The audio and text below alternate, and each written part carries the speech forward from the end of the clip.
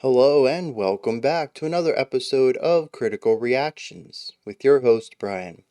We are going to do an entire week of special selections, once again checking out a really interesting variety of requests from people within the community. Today's request comes at us from Fei, one of my favorite bands, mixing a lot of stuff in very deep, melodic, heavy, and sorrowful. Alright, let's dive into this. The group is called Wrath, but the A is a V. The track we're going to listen to is called Cease to Exist. This is the official music video of it. Let's dive in and see what Wrath is bringing to the table today.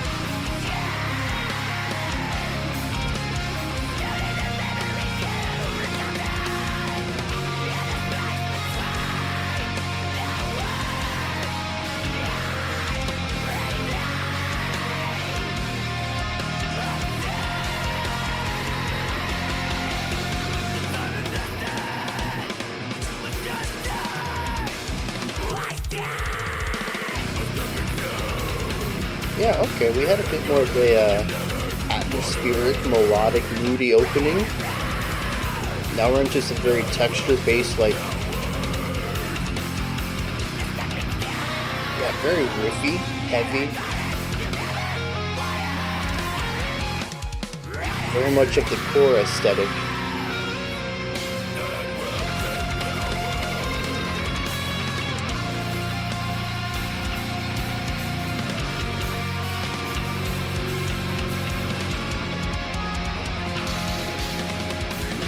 Finding an interesting midpoint between the two styles.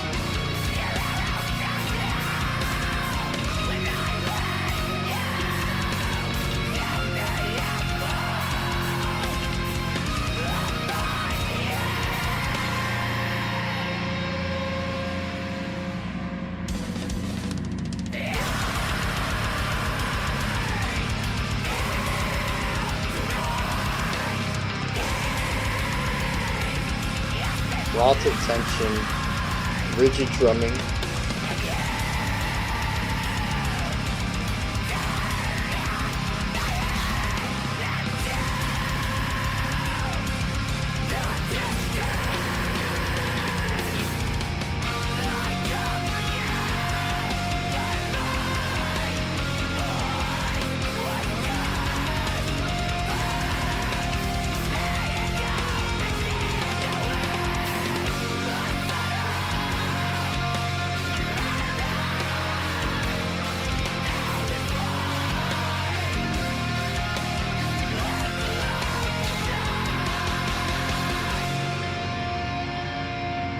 So they use these moments often, just kind of play something large and then just taper it off and bring in something underneath it. This is the second time we've heard this, basically movement to nothing transition idea.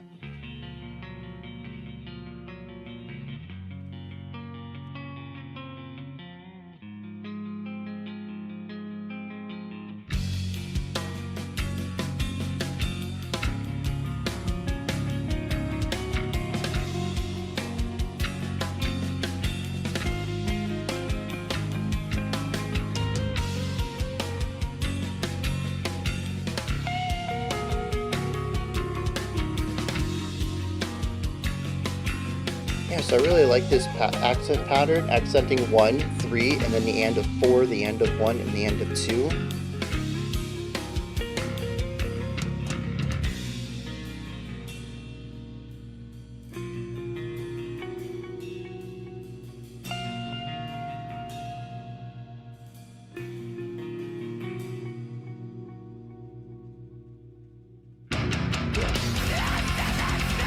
I figured we were coming back in heavier.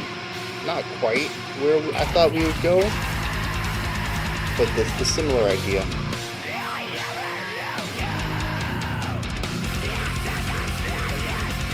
Layered harshes.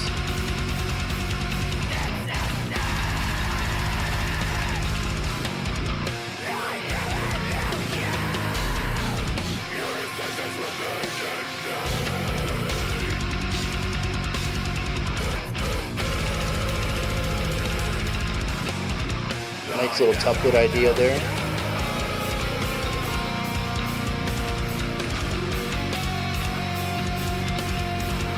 The bass is very present in this. Not necessarily doing anything besides pedal tone usage.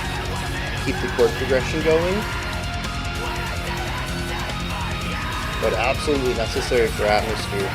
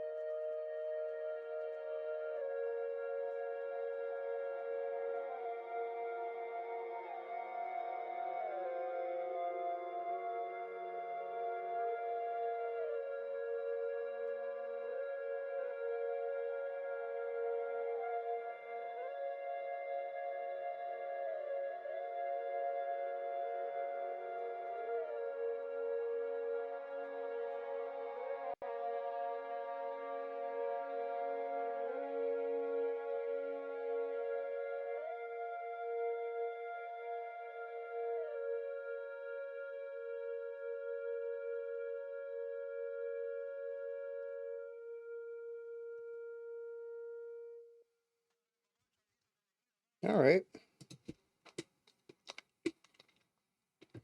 Yeah, I'd say that's a nice split between the two styles of music. As I mentioned, it was melodic and heavy. I don't think it was quite melodic enough for me to want to dive more into it. It still really fits within that texture-based, heavy core style. Part of it feels hardcore, some of it felt like deathcore, but certainly aiming for those core tendencies. But it did have a little bit of like an olive branch towards my type of listening, what I prefer to listen to. And I appreciate that. I think the contrast really helps the heavier, noisier moments have that impact that they certainly want going for it.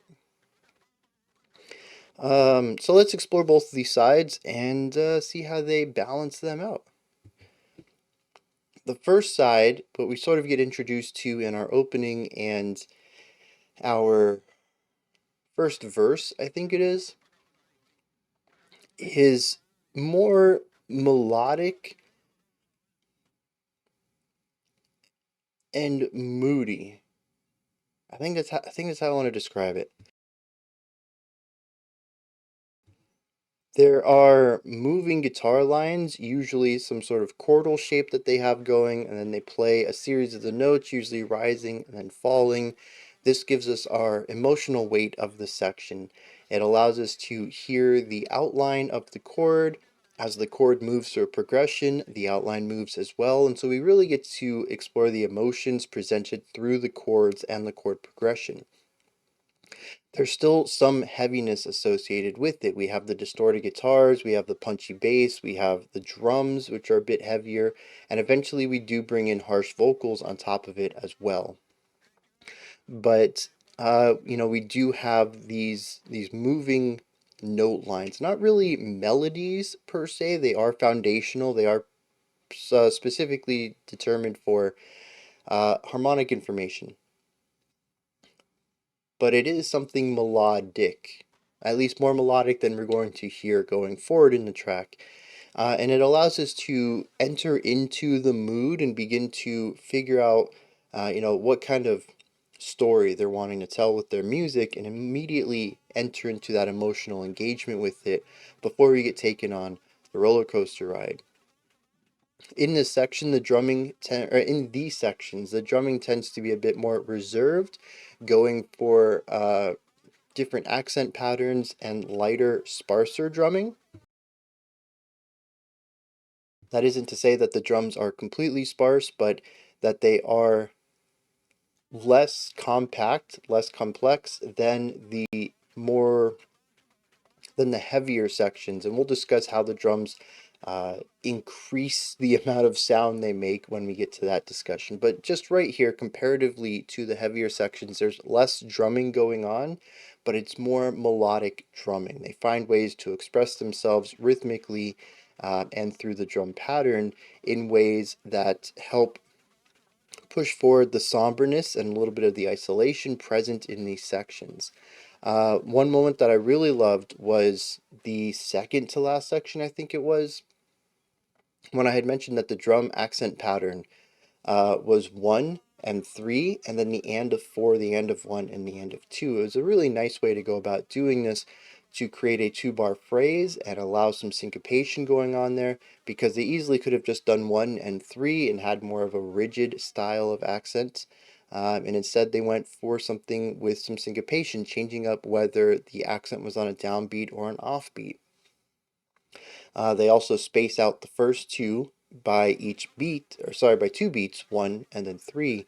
And then the second half of the idea, we have accents on every beat. Granted, it's every off beat, but it's still 1 beat between them. And so there is a rhythmic change between them, there is a pattern change between them. It's just really nice to have the drum pattern have this flexibility, because, as we'll see later, the flexibility in drum work is not a constant in this track. The bass primarily holds out long notes, usually working around the pedal tone. This is something they do predominantly throughout the track, although their rhythmic ideas change from section to section. But here they're just holding notes out, sometimes lining up with what the drums are doing, sometimes following what the guitar is doing, and sometimes being their own thing, just playing whole notes, which is when a note takes up an entire bar.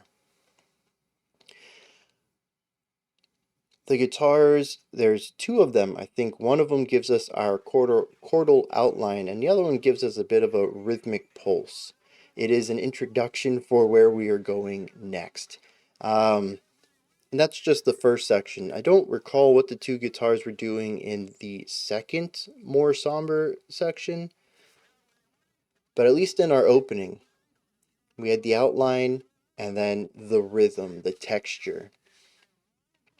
Now, how this all contrasts with the heavier section is basically a removal of melody, a removal of harmonic resonance, and a focus on texture and rhythm. So, specifically the drums. I mentioned that they were sort of syncopated, they had a varying rhythm, they changed up the pattern that they played with in the somber section. In all of the heavier sections, it is just constant.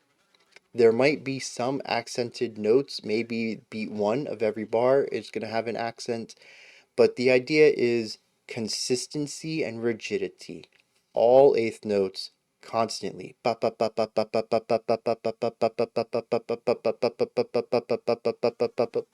There's no pattern. Usually you'd have an accent to create a pattern. Even just having that accent is going to create a groove or a rhythm to it. Without it, it just sort of blends into the background. It becomes a noise. And this is what the drums give us. And we do have some flexibility as to what length of note we're utilizing. Sometimes we get 16th notes, especially when he brings in both legs for the bass kick. I think there was some blast beats in here, which might have been 16th notes on the snare. We also have 8th notes, but it's usually faster, and rigidity and consistency is key for the drumming in these sections. You just want this wall of sound. You don't want varying lengths of notes to create syncopation. You don't want different patterns. Everything must be the same and uniform all the time. And it's what just creates that wall. Paired with this, the guitars are typically either A, following suit with the rigidity, picking one note or one chord and just playing it constantly in the same pattern, or we have some moving ideas, usually based around, as far as my ears could tell, noise. It was really difficult to pick out pitch through all of the textures and timbres that are going on in these sections. Um, but it's really about just playing a different chord or different note on every single hit, and it just kind of muddles together into this wall of guitar distortion. It equally works with just picking a single note, but that also sort of blends into the background where the other direction allows it to sort of sit in the foreground as a melodic idea without actually committing to being a melody. The bass is frequently just following the same pattern as everyone else, but playing a low note on it. And the second guitar is frequently utilizing noise, whether it is a guitar slide. You pick a note, you slide down, or you slide up on the neck. You're not really aiming for any specific pitches.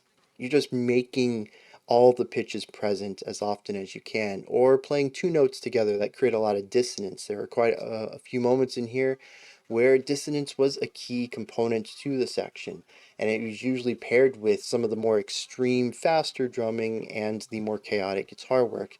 And of course, all of this, much as with our somber intro, is paired with these really gnarly, harsh vocals. I do kind of wish there were some clean vocals in here somewhere, preferably during the more somber sections as a way to juxtapose the vocal work alongside all the other instruments and how they contrast the heavier stuff. But honestly, I would have just liked some change. It doesn't even necessarily need to be a clean vocal. Give me a different type of harsh. That has nothing really to do with Wrath and their vocalists. It's just a general criticism I have for a lot of music based around core principles. I'm just not a big fan of vocalists who pick a pitch and do the whole song on it. There was a little bit of variety, and I appreciated that, but there just wasn't enough for the vocals to be interesting for me. They ended up becoming like a background noise, like I don't know, like a cowbell or a triangle. You know, they only have one pitch, and it's a neat texture, but with overuse, you'll eventually kind of tune them out for everything else. They become part of the sound of the music rather than something you would pay attention to. But given that the vocals are in the spotlight through the mix, it puts it in a rough spot where my brain's like, yeah, this is repetitive, put it to the background, focus on something more moving. And then another part of my brain's like, but it's at the top of the mix. I can't ignore this. So again, that's not a criticism levied specifically towards Wrath. It's this whole subgenre of music that it never quite clicks for me, that decision that is a core aspect of the core music. Textures, not textures, transitions are something that I think they do well. Not every transition in here I would describe as a smooth one, but they do try to smooth over transitions that are a bit rougher, primarily through the use of fade outs and fade ins, which I guess when you do them together, it's called crossfade. And we kind of see that a few times in here, especially going from something loud to heavy. They'll allow the final note of the loud part to ring out and naturally taper off, while the new part is sort of layered on the bottom already, and they sort of meet each other, and then the volume comes up a little bit on the quieter part to bring it to the forefront of the track. We hear a couple of those actually. In fact, they like silence as a whole. Even going from our soft to heavy sections, it usually is immediate after a beat or two of pure silence in order for maximum impact going from 0 to 10. Um, and in those moments, I think it works, especially since I expect them. They could easily be jump scares if you're not expecting.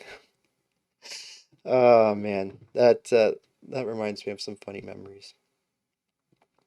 Um, but yeah, it's overall, it's I think it's a really nice combination of the two sides of music. There really isn't a strong melodic component. No, there isn't a strong melody component, but there are melodic ideas present in here, and they do achieve various types of atmosphere throughout, whether it is a more harmonic atmosphere or a purely texture-based atmosphere. And I do appreciate them trying to blend these two styles in a way that I think overall works very well. I'm going to take a moment to hit some lyrics here, and then we're going to wrap this up. An interesting note here. While looking at the lyrics, I found them in the description box. I also read a couple of comments, and there's a lot of people comparing this to black metal. And I thought that was interesting. It reminded me that there is quite a bit of tremolo picking in here, or maybe it's just fast, 16th note picking. I don't quite remember how precise the picking was, which is really the only difference there. Tremolo picking, you just play as fast as you can. 16th note picking is fast playing in time with the tempo. For anyone who's ever confused about that. But they both can blend together. You just really have to listen to the rhythm of it and figure out if it fits. And since a lot of these bands use a lot of heavy texture and compression and distortion on their sound, sometimes it's difficult to hear the picks themselves, which is something that black metal and shoegaze are very well known for, is sort of removing that aggressive attack so you really just get the sound afterwards, which is why tremolo picking is pretty popular in those styles. Um, Anyways, though, yeah, I was thinking about it. I was like, there kind of is a Blackened thing going on. We do have the fast picking through the places. We have blast beats here. We have shrieky vocals. Um, to me, the musicality of it, the composition itself, and some of the harmonic devices still tell me it's somewhere in the hardcore, post-hardcore, mixed with something else, possibly deathcore. Still a lot of core things going on, but I can certainly see how somebody who listens to black metal might find this listenable, palatable. They might enjoy this, even though it is not, in my opinion, black metal, but it does meet some of the requirements or some of the components that black metal typically utilizes. So I thought that was kind of interesting. Anyways, the lyrics themselves are about the end of a relationship, regardless of, whether that's platonic, romantic, familiar, whatever. It's the end of it. Um, He says, there was confidence I once possessed about an everlasting unity I foolishly believed we shared. It's a really interesting way to read that. I had confidence in the fact our unity would be everlasting. I don't know, there's something about the vocabulary of it that I wasn't expecting. It isn't it isn't super it's not a ridiculously wide vocabulary where I would think that this person, has a thesaurus lying around or something. But it is flourishly spoken and worded.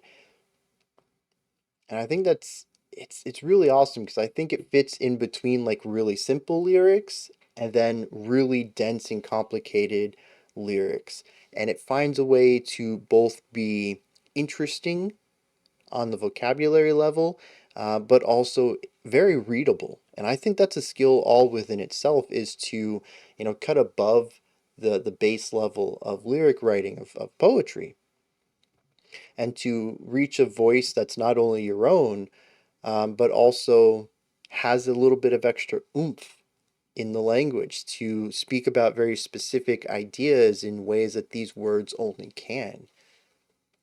Basically saying, I thought that our relationship would last forever. But he words it as a confidence that he had. And it's not just that he had it, it's that he possessed. There's control present in this wording of it that isn't in the basic standard writing. And it adds so much, not just character, but information to it without being difficult to parse. Like I said, there's a real skill in finding that middle ground, and I think this vocalist has it, and just flexing it real hard. Um, it says, stowed away in the memories that you've forgotten, in the spaces between words that remain unsaid, the time invested was just time wasted. A stepping stone in a garden you never watered, rotted roots and wilted flowers. There's a lot of animosity here without saying, I hate you, you made me waste my time, that kind of thing. Again, it's about finding the nuance in a different set of vocabulary. And he talks about the space between words that remain unsaid. And I just love how we take this idea of space and convert it into time that I put in that meant nothing. And something else that takes an investment is a garden. And so we shift over into that. And that's a pretty fluid movement. And it allows us to look at the rotted roots and wilted flowers. That there once was beauty here, that this relationship was good at one time, and it is not anymore. And it's not due to any specific animosity, it's just due to a lack of love and care and time. Things just weren't put into this that it needed. And part of that could be, a couple lines ago, the fact that our communication was weak, that we didn't talk to each other the way we should have, that there were so many words left unsaid. Enough words that there is literal space between them, figuratively, of course. It's just so well spoken. The rest of the lyrics are about a carelessness from the other person. It says, I let you shoot an apple off my head, but your arrow sunk a bit too low. Of course, hitting him in the face. It says, I fell to my knees gasping for life, and you turned and faded into the distance. You didn't even care. You left me alone to die. At one part it says, these decisions you made in vain. It's as if I never even knew you, as if we ceased to exist. When this relationship is over, what's left of it? What's left of us? What's left of the years we put into this? Uh, yeah. We don't, well, we kind of do cover a handful of love songs, breakup songs, whatever you want to call it on the channel. Rock is sort of full of them, and especially when we get to the core side of things. Um, I think this may be one of my favorite ones, though, getting through the lyrics and talking about this. It's so descriptive in a minimalistic way. There's 12, 15 lines maybe total in this track, and yet so much is stated. It's really phenomenal. Um, Pairing this back to the music, I think it's really interesting that there is an animosity in the lyrics, but it seems more muted than the music is. We certainly have our more somber moments, I think, that are a bit more introspective and showcase the sorrow that our character is feeling from the loss of this relationship, the end of it. But it's paired with these really powerful, heavy moments that are filled with so much anger, whether it's an aggressive guitar work, the fast and heavy drums, or the screaming vocals. I feel like there's an animosity to the music that the lyrics don't quite hit. The lyrics seem to cut themselves off just a little bit from that in order to keep some level of tact. And I think it's a really interesting juxtaposition there, where the music is almost like an unchained display of the emotions felt within, and the lyrics are the emotions shown to others.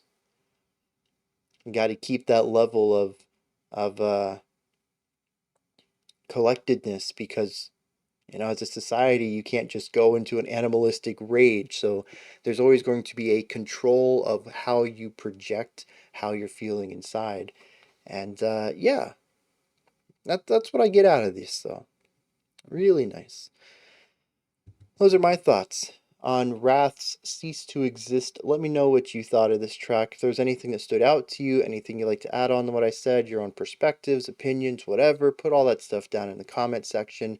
Above that, in the description box, you'll find a link to Linktree. It takes you to this menu right here. You can find links to my music, ways to support the channel, a link to the Discord server, and so much more. Above that, if you could, like, subscribe, and ring the bell. I greatly appreciate all three of those. We do have one more video today. It's if you're watching this live, it just came out a minute ago.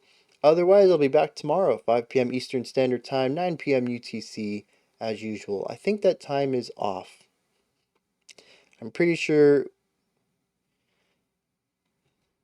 Go back an hour. I gotta double check.